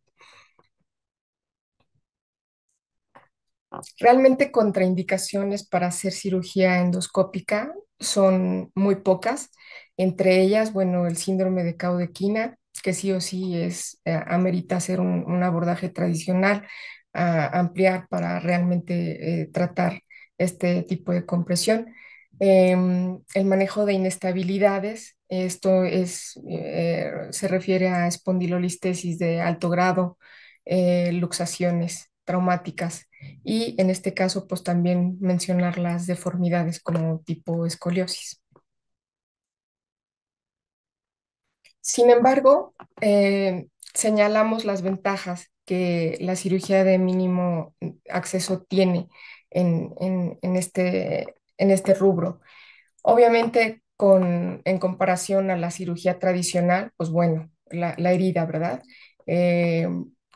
Cuánto que el tamaño de nuestra herida en una cirugía tradicional en comparación con pocos centímetros de nuestra inserción tubular o nuestras inserciones del equipo de cirugía endoscópica que son muy pequeños. Obviamente va a ser menor tiempo quirúrgico, lo cual va a conllevar a tener un menor sangrado. Vamos a respetar más nuestras estructuras y nuestros tejidos blandos. Va a haber disminución del riesgo de infección y riesgo de sangrado, obviamente. Y bueno, esto va a conllevar a que nuestro paciente tenga una recuperación más rápida y se reincorpore a sus actividades diarias. Realmente el índice de complicaciones en cirugía de columna endoscópica sí está reportado y casi siempre sucede en la etapa temprana de cuando nos estamos formando como cirujanos de endoscopistas. Esto es, pues bueno, en lo que nos familiarizamos con el equipo, eh, casi siempre lo más frecuente que puede llegar a ver son las durotomías involuntarias, incisos ABC, pueden ser desde un poquito pequeñas hasta grandes lesiones durales. Lesiones radiculares, bueno, son sobre todo cuando se utiliza el manejo del drill, hay que tener mucha precaución en ello porque, bueno, con el drill se pueden llegar a enrollar las raíces y, bueno, tener este tipo de catástrofe como se señala aquí en sentido en las manecillas de reloj a las 2. Infecciones también están descritas, recidiva de las hernias de disco, fragmentos extruidos que pueden llegar a ser compresión nuevamente, cefaleas por la misma lesión dural, equimosis, incluso también lesiones vasculares, se pueden presentar hematomas y bueno, las lesiones vasculares, aunque son menores, son bajo índice, pero sí se llegan a presentar. Hablemos un poco acerca de las limitaciones. Bueno, principalmente y en México hablaríamos un poco de la idiosincrasia. El hecho que conlleva adquirir nueva tecnología, siempre hacemos un poco de tener un poco de zozobra y pensar si realmente es eficaz o qué tanto podemos confiar en estos nuevos equipos, nuevos métodos de tratamiento. Los económicos hasta el momento pues son los más importantes. No cualquier hospital puede llegar a tener este tipo de recursos y los que lo tienen pues obviamente se necesitan estar reincorporando nuevos tecnologías y bueno, va a ser obviamente inherente a todo el surgimiento de las prácticas. En este caso, a lo mejor equipo de cirugía robótica y equipo de cirugía endoscópica, va a ser un poco más limitado el hecho de que pueda adquirirse por los costos. El entrenamiento especializado, ya lo comentábamos, ya lo comentaba el doctor García, que bueno, obviamente va a ser inherente al especialista que lo maneje, requiere de una curva de aprendizaje que este mismo es el que va a delimitar. Y bueno, nuestro reto aquí en la cirugía endoscópica se va a basar en la falta de evidencia clínica que existe. Casi nosotros no estamos habituados a hacer publicaciones de nuestros casos clínicos y por lo mismo, pues la eficacia, los resultados de qué tan eficaz puede llegar a ser nuestro procedimiento se van a ver un poco limitados. Eso y el costo del equipo endoscópico, ese va a ser nuestra base para partir de ello. Y lo que tenemos que como reto, pues es lograr un equilibrio y una participación integral entre el ejercicio profesional del especialista de cirugía endoscópica, entre la docencia y también la investigación. Y obviamente pues hay que convencer al gremio médico de que la cirugía de columna endoscópica obviamente puede ofrecernos mayores beneficios, mayor beneficio al paciente obviamente al ser un método de trabajo menos agresivo y con el cual podemos tratar prácticamente todo tipo de patología, o bueno, casi todos los tipos de patología de columna vertebral. Obviamente hay propuestas. Este tipo de casas que ustedes están viendo son líderes internacionales que realizan y llevan a cabo cursos de entrenamiento. Hay conferencias, desde conferencias, talleres, prácticas en cadáver. eh, Ofrecen becas para entrenamiento de cirugía endoscópica en centros especializados de columna vertebral en varias partes del mundo y obviamente pues eso garantiza que nosotros como médicos podamos tener un adecuado entrenamiento y obviamente los resultados pues los vamos a ver realizados en nuestros pacientes. ¿Qué nos llevamos a casa? Bueno, el hecho de hacer una cirugía endoscópica conlleva tener una adecuada selección y una selección cuidadosa de nuestro paciente, a tener un amplio conocimiento de todas las estructuras anatómicas y obviamente lo que comentábamos, tener un entrenamiento específico en cirugía de columna vertebral. Obviamente, si nosotros cumplimos estos rubros, vamos a tener como resultados un menor daño de nuestros tejidos, preservación de las estructuras estabilizadoras de la columna vertebral por menor daño tisular y bueno, lograr una descompresión completa, ¿sí? Em, vamos a darle a nuestro paciente una mejor calidad de vida, una reinserción laboral más temprana y obviamente estamos en el camino de la posibilidad de reducir los costos.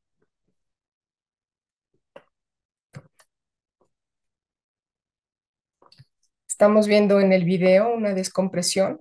en la parte del video observamos cómo se realiza descompresión mediante la exéresis o la tomando pequeños fragmentos de disco y obviamente pues podemos llegar a hacer una descompresión completa mediante una disectomía de estos fragmentos. Por mi parte, eso sería todo. Yo me pongo a sus órdenes. Estoy en redes sociales, estoy en WhatsApp y bueno, si en algo puedo ayudar y servirles, estoy a su entera disposición. Muchas gracias.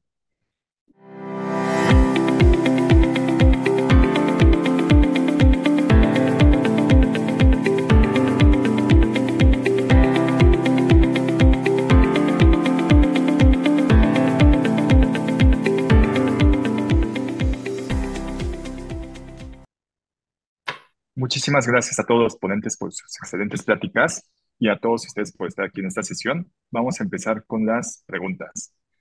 La primera pregunta es del doctor Ernesto Santillán, del Hospital Español, y le preguntaría al doctor César si nos puede ayudar.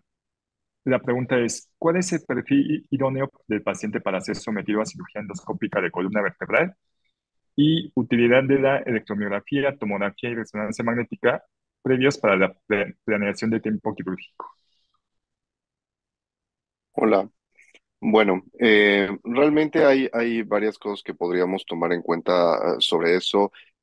Por ejemplo, si tomamos la clasificación del doctor Jin-Sung Kim, habla que los casos ideales en específico de hernias de disco, él las clasifica en grado uno y, bueno, las clasifica en 4. Él sugiere para pacientes iniciales ser un grado uno, un grado 2, que habla de una hernia paracentral o con una migración leve. Si nos vamos un poco más específicos en otros temas, hablando de resonancia magnética, podrían ser un nivel L4, L5, una hernia blanda que no tenga migración, que puede ser con localización subarticular o foraminal, y que tengan un foramen amplio. Y en características clínicas de un paciente o de un paciente en general, un paciente joven que realmente tenga síntomas radiculares unilaterales y con un índice de masa corporal normal. Digamos que sería como nuestro mejor escenario.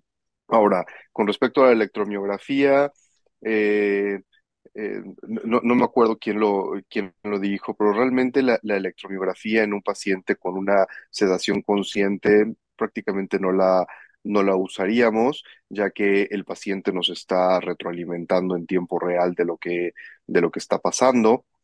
Y si lo van a hacer con anestesia general, pues realmente puede ser una buena herramienta. Eh, en los casos en los casos iniciales, la herramienta consiste en que la manipulación de la cánula de trabajo la podemos palanquear, podemos hacer una manipulación excesiva y podemos estar lastimando la raíz de salida. Eso puede ser muy útil, pero repito, en caso de que estemos usando anestesia general, en una sedación consciente prácticamente no es necesario. Y el estudio de imagen, completarlo con tomografía o resonancia, bueno, la resonancia es nuestro estudio de imagen de elección. La tomografía puede ser útil, por ejemplo, Alfonso la usa prácticamente en todos los pacientes. Yo la tomografía la pido cuando tengo lesiones anulares. Con discos sintomáticos, y principalmente es para diferenciar que esas lesiones anulares realmente tengan un comportamiento agudo, que no tenga ninguna calcificación, porque ya durante el tratamiento quirúrgico encontrarse como de sorpresa con una calcificación realmente sí modifica nuestra planeación, ya que el proceso de disección que hacemos en la región es diferente y son puntos a considerar para mí muy importantes. El tiempo quirúrgico realmente yo no lo veo tan importante. Van a ver que en los primeros casos de endoscopía van a pensar que el ¿para qué hice esto si a lo mejor yo lo pude haber resuelto con otro abordaje o con otra técnica en menos tiempo? Realmente es lo que dice Alfonso, esa práctica, esa motivación, ese tiempo que también tú le das a ese periodo de formación y esa curva de aprendizaje van a ir haciendo la diferencia. Eh, el tiempo podría jugar un poco en nuestra contra si mantenemos una presión de agua alta, lo cual no es sugerible porque estamos estimulando los elementos neurales de una forma constante y por tiempo prolongado, que son elementos que debemos de cuidar, pero en un inicio el tiempo eh, sí juega, llamémoslo mentalmente, en nuestra contra, ya que en un inicio van a tardarse más en sus cirugías de lo que lo hacían habitualmente. Muchísimas gracias, doctor. La siguiente pregunta sería para doctora Liliana. Liliana, ¿alguna contraindicación en cirugía endoscópica de columna o algún parámetro que usted toma para decidir si lo hace abierta o endoscópica? Bueno, como las principales contraindicaciones, las principales, bueno, serían una síndrome de Caudequina, que sí o sí, eso sabemos que se tiene que realizar una cirugía tradicional para valorar qué es lo que le está llevando a presentarse. Y otro tipo, bueno, lo que hablábamos de la escoliosis, pero actualmente con equipos de cirugía robótica y demás, quizás en un corto plazo, no tan largo plazo, podamos llegar a hacer uso de este tipo de equipos y bueno, abarcar más patologías como este tipo. Gracias, doctora. La siguiente pregunta sería para doctora Carolina. Este, ¿alguna diferencia en cuanto a recuperación y regreso a actividades físicas y laborales que usted haya visto con sus pacientes en cuanto a la cirugía abierta comparado con cirugía endoscópica? Sí, es que el trauma quirúrgico es mucho menor normalmente en cirugía endoscópica y por ende la rehabilitación de los pacientes es más temprana y de hecho hay varios estudios de costo-efectividad y uno de esos es que el retorno a la vida laboral de los pacientes es mucho más temprana cuando es con cirugía endoscópica y obviamente es porque hay menor trauma de todos los tejidos blandos y la musculatura. Entonces, esa es una de las principales ventajas. El dolor posoperatorio y el retorno pues a la actividad laboral es mucho más temprana. Perfecto. Gracias, doctora. Y por último, algunas complicaciones frecuentes en cirugía endoscópica de columna, doctor Félix, y cómo los maneja usted, como hematomas.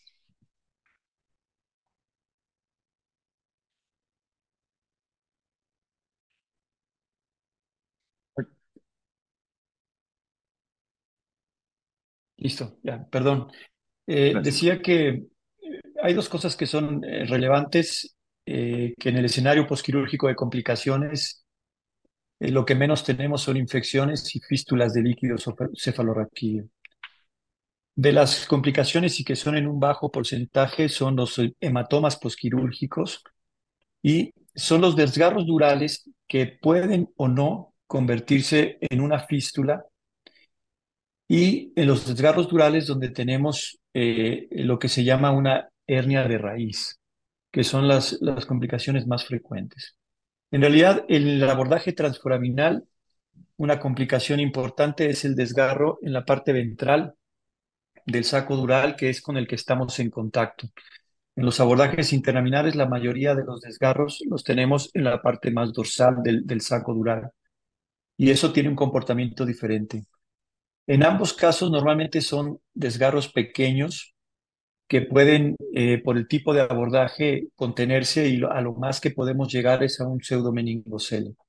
Cuando es un desgarro mayor en el saco dural y sobre todo los desgarros a través de los abordajes transforámenes en la parte ventral son estas hernias de raíz que necesariamente hay que abrir al paciente e ir a reparar el defecto. En los abordajes interlaminares, lo que yo hago en lo personal y es lo que hacemos en la cirugía de base de cráneo transesfenoidal para la zona de la hipófisis, es en el defecto colocar un pequeño fragmento de grasa propia del paciente a través del orificio y con la misma presión de líquido cefalorraquídeo hace un sellado y es del propio cuerpo y regularmente es más que suficiente para contener el propio desgarro. Los hematomas es otra indicación para ir a descomprimir y se puede hacer inicialmente por vía transforaminal, que sería una buena posibilidad. Y si no es factible, pues bueno, vía tubular o definitivamente abrir al paciente. Y esto podríamos evitarlo en pacientes que vemos que no podemos controlar bien el sangrado, dejando un pequeño drenaje por 12 horas que se retiran del lecho quirúrgico a las 12 horas y normalmente te evitas ese tipo de complicaciones. ¿Mm? Muchísimas gracias, doctor. Yo creo que con esto cerramos esta gran sesión. En lo personal estoy muy contento con la sesión. Espero que para todos que atendieron esta sesión les haya sido muy útil.